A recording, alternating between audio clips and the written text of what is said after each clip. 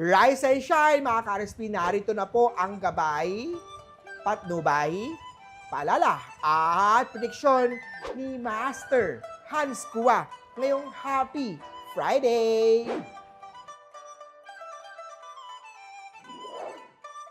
Para sa mga pinanganak ng Year of the Rat, mabagal ang money flow ngayong araw. Ang feng shui tips ni Master Hans, gumamit ng wealth colors sa pamamagitan ng paggamit ng mga color na associated sa pera tulad ng green, ng purple, ng gold. Ihalo ang mga kulay na to sa home decor para sa mga cushions mo, sa artworks mo, or sa accessory sa bahay. Gold at 5. Punta naman tayo kay Year of the Ox. Repair and maintain. Fix any object o mga broken object o items. Malas kasi ang mga sirang gamit. Equipment man yan, at upholster na, lalo na sa wealth area sa bahay mo, southeast or north. Broken items can symbolize financial losses. Green at 4. Punta naman tayo kay Year of the Tiger. Ang payo ni Master Hans Kua, magpa-feng shui consultation na. Imbitahan si Master Hans sa pupunta sa bahay at tindahan sa opisina mo. Mag-focus tayo sa north area. Ang lugar ng iyong bahay at workplace is associated ang north sa iyong career. I-enhance natin yan sa pamamagitan na maglagay ng magagaang mga lucky charm or water element to enhance your career growth. Red at 1. Kay Year of the Rabbit naman tayo, kung lumalamig na ang pag-ibig. Pag-ibigan nyo mag-partner, gumamit, use rose quartz. Place rose quartz crystals sa bedroom o magsuot ng rose quartz na mga bracelet to enhance muli ang love energy. Pink at 2 ang swerte kay Year of the Rabbit.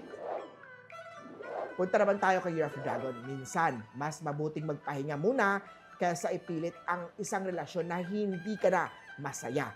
Magenta at 7. Kay Snake naman tayo, maglaan ng budget para sa edukasyon o training upang mas mapalawak ang kakayahan mo. White at 8. Huwag bibitiw at abangan pa iba pang part ng Hansabe dito lang po sa Rise and Shine Pilipinas.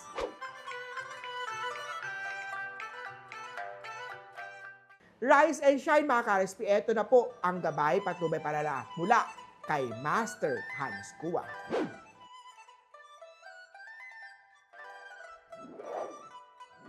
Para sa mga pinanganak ng Year of the Horse, pagdating sa pag-ibig, ang tunay na pagmamahalan ay may kasamang respeto at pangunawa.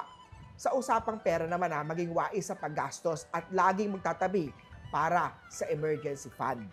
Siyan at 6 ang swerte kay Year of the Horse. Kay Goat naman tayo, ang matibay na relasyon ay pundasyon ng tiwala at komunikasyon.